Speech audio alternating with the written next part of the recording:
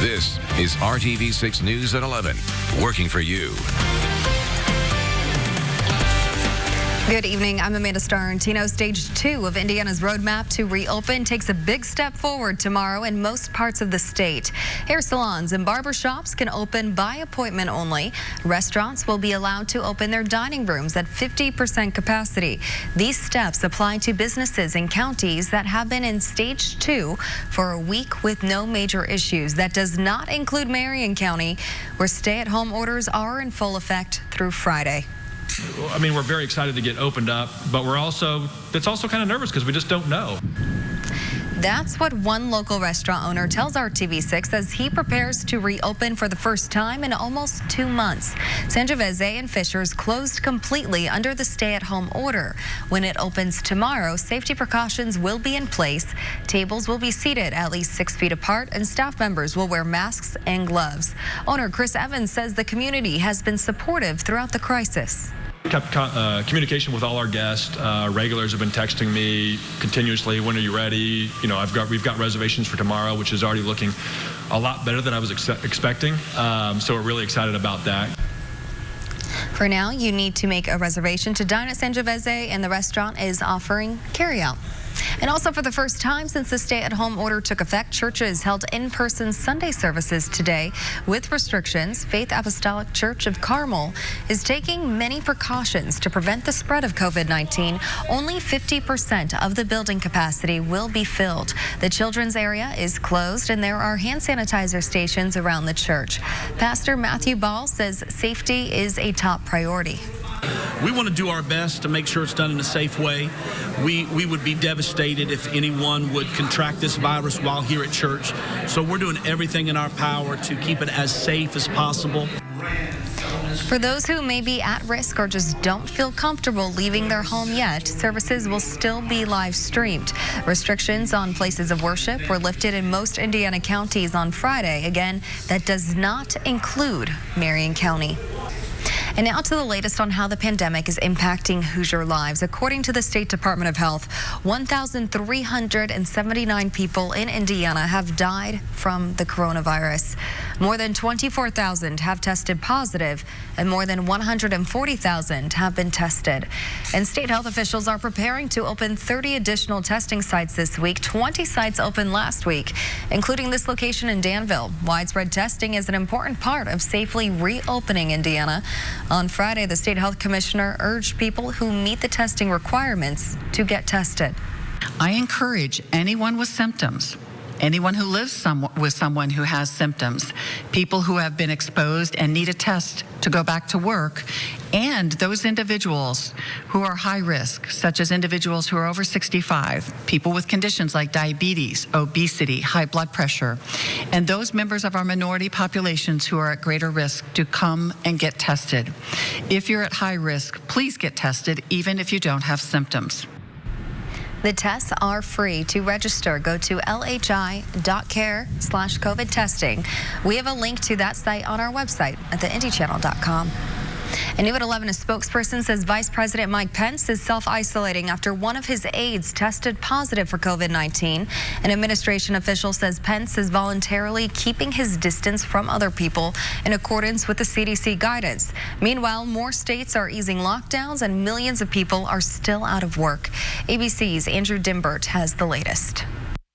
The coronavirus continues to take a devastating toll on the economy. More than 20 million jobs lost last month. Unemployment now at 14.7%, the highest since the Great Depression. White House economic advisor Larry Kudlow says there's a glimmer of hope, saying the bulk of job losses are temporary, but adding, it's going to take a while for the reopening to have an impact.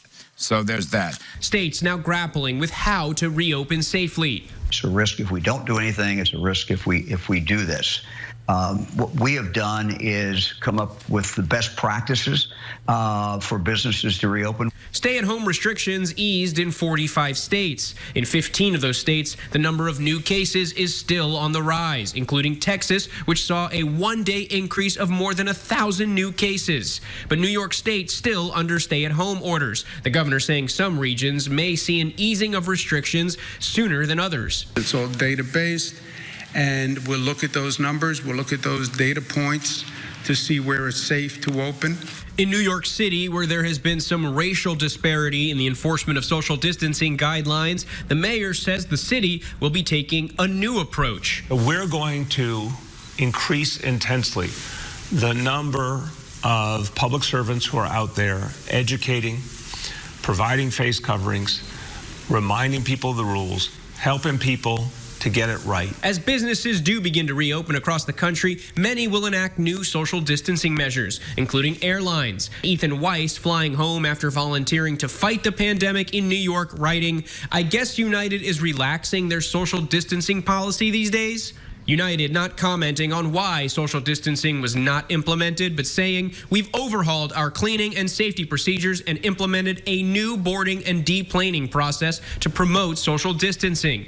Government officials also grappling with coronavirus. Senator Lamar Alexander's chief of staff just tested positive for COVID-19. The Tennessee senator was set to chair a committee on the coronavirus here in D.C. next week, but will now video conference in. Andrew Dimbert, ABC News, Washington.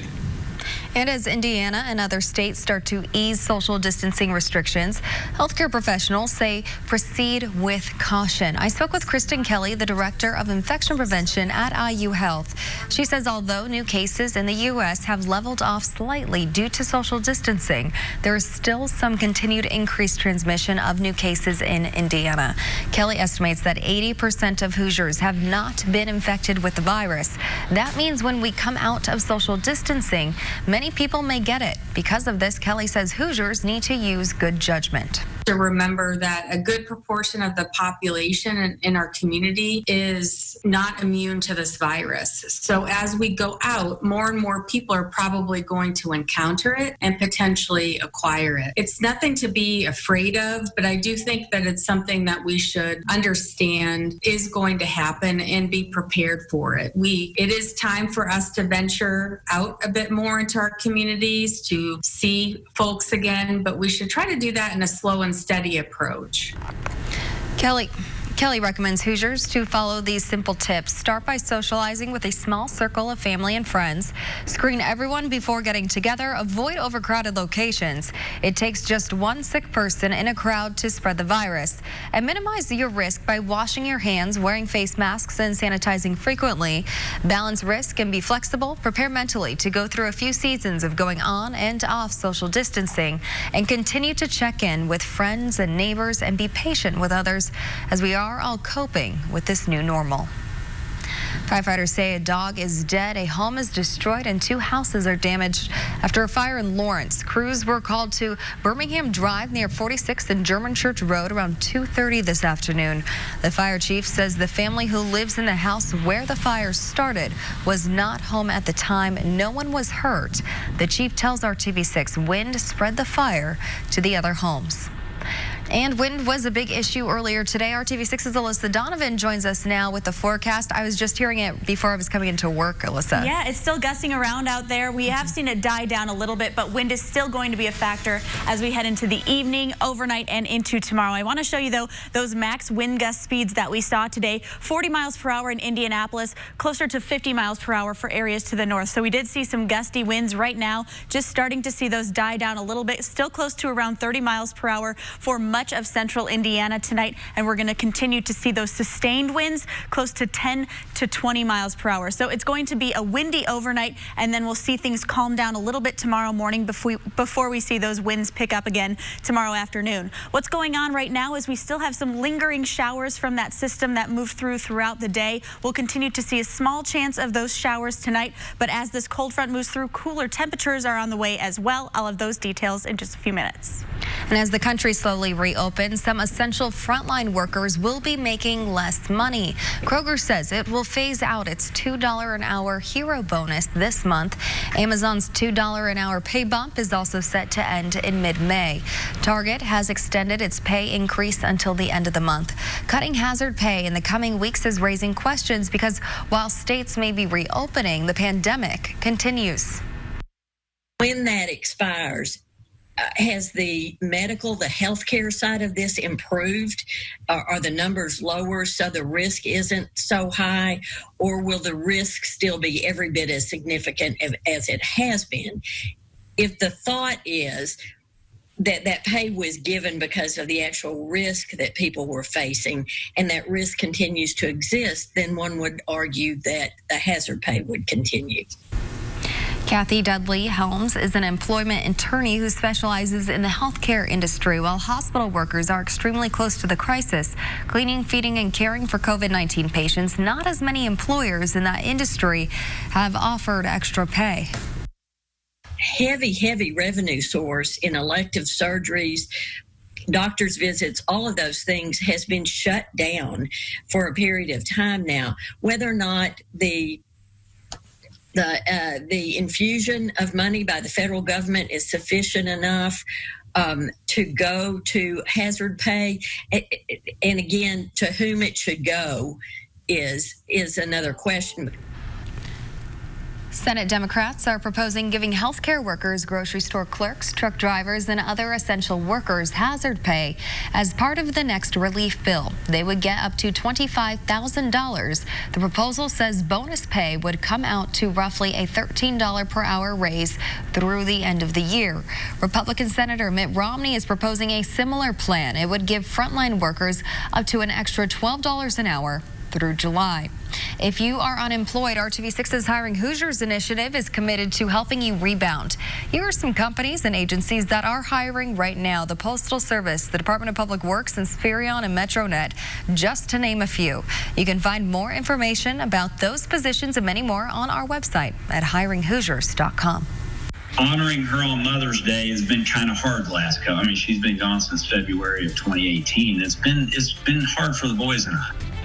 For some people, Mother's Day can be a time of grief and mourning. Next, two families share how giving the gift of life helps their loved ones live on. And a little later, your cell phone can be a magnet for germs. But does that mean you could catch the coronavirus from it? Health experts answer that question. RF.org. This is RTV6 News at 11, working for you. Welcome back. Mother's Day is about celebrating the women in our lives, but the day can be tough for those who have lost loved ones. RTV6's Troy Washington shows how donor advocates are helping families through the grieving process by reminding them what giving the gift of life means for others.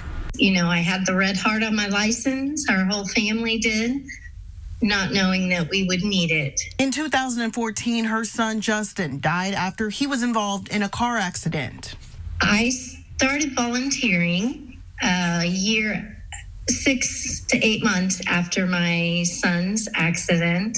Her son was a donor, and now she's a donor advocate with the Indiana Donor Network. He was able to save 5 lives and make life better for over 70 other people with tissue donations as well. So heart, both of his lungs, both of his kidneys, and his pancreas and liver.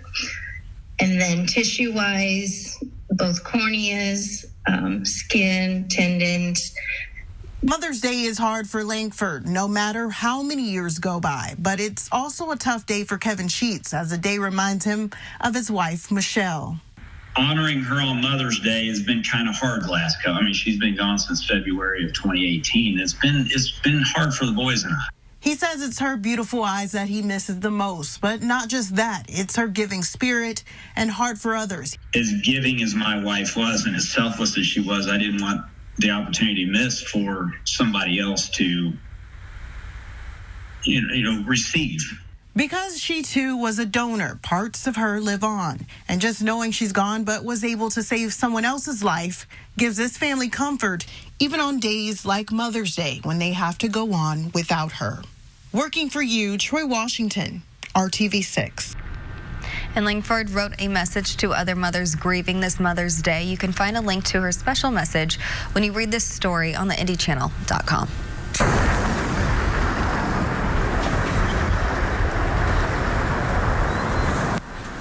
In a couple of days, this will be the site high above Indianapolis. The Blue Angels are planning a flyover on Tuesday to honor healthcare workers, first responders, and other essential workers serving on the front lines of the COVID-19 pandemic.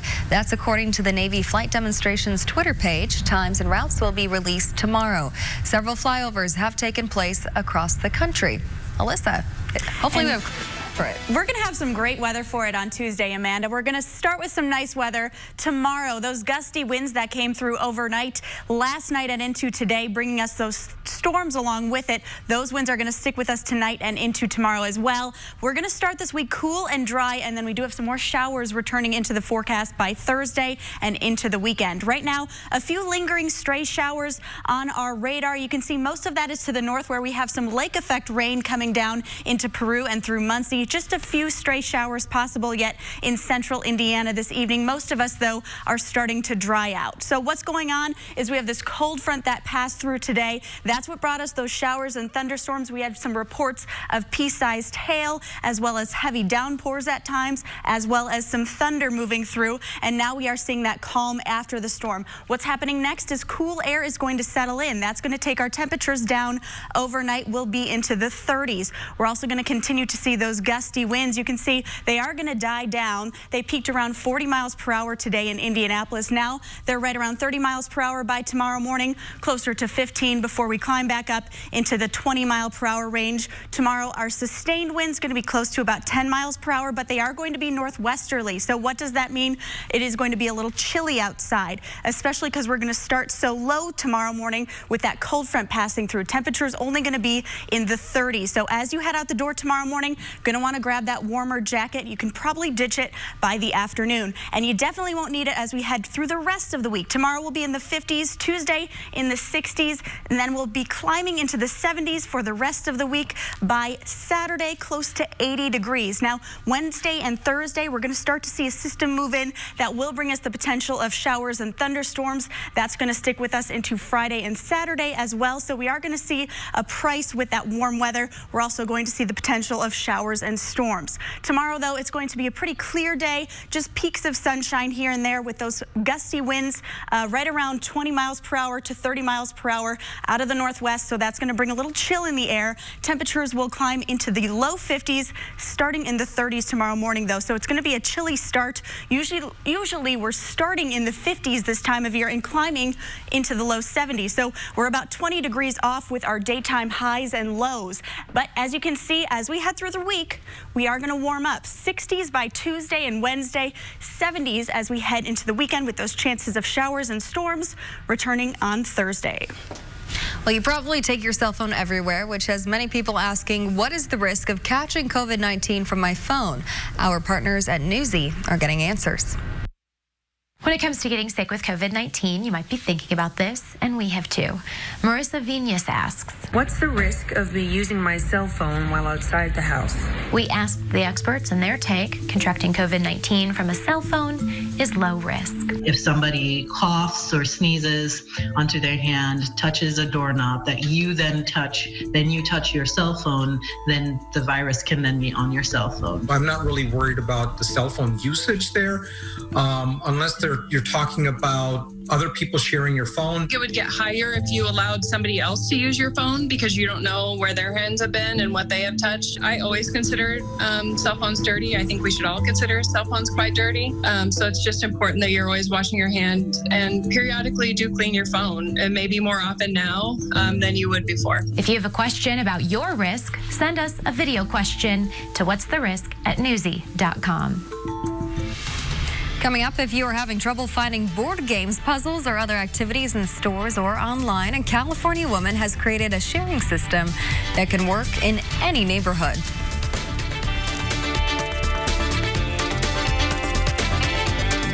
Visit Regions.com/tools. Well, the pandemic is making puzzles more popular than ever. They're so popular, it's difficult to find them in stores. Many online retailers are back ordered.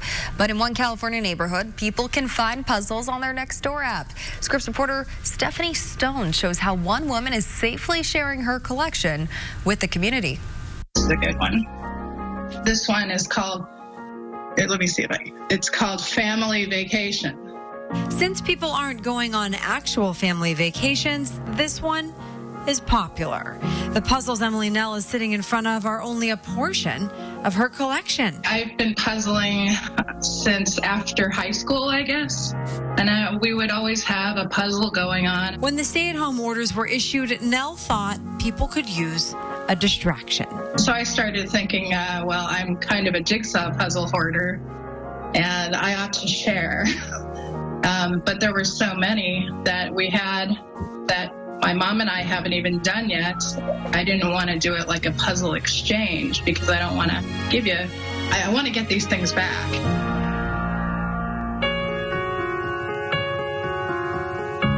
So she organized her stacks and stacks, hundreds of boxes of puzzles, and put it on the social media site Nextdoor. She created these catalogs offering people a digital view in pictures, bunches of buttons, Beatles concert tickets, cupcakes. You'll notice a trend in red. They're checked out, making Emily Nell the most popular person on the block. You can let your mind wander. You don't have to be concentrating. It's not that much concentration unless maybe